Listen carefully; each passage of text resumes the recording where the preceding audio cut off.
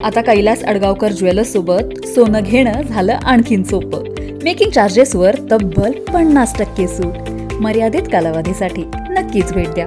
Kailas अडगावकर jewellers, Datta मंदिर bus stop, Nashik road. घोटेवाडीवर परिसरात अवैध हातभट्टीचे दारू अड्ड्यांवर स्थानिक गुन्हे शाखेचा छापा.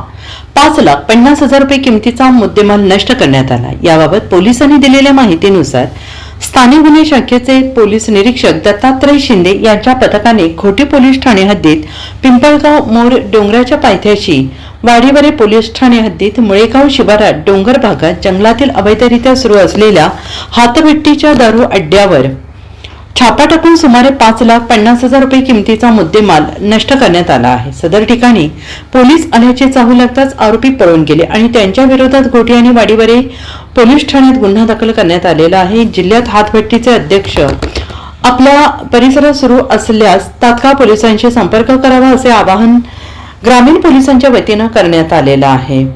सदरची कामगिरी पोलीस अधीक्षक बाळासाहेब पाटील, अप्पर पोलीस अधीक्षक आदित्य मिरखेलकर यांच्या मार्गदर्शनाने स्थानिक गुन्हे शाखेचे प्रभारी पोलीस निरीक्षक दत्तात्रय शिंदे, पोलीस उपनिरीक्षक सुदर्शन बोडके, प्रकाश भालेराव, पोलीस अंमलदार प्रवीण काकड, संदीप नागपुरे, सचिन धारणकर, संदीप कडाळे, रावसाहेब कांबळे, एकनाथ हळदे, नवनाथ शिरोळे, आबा पिसा, केतन कापसे यांच्या पथकाने केली आहे.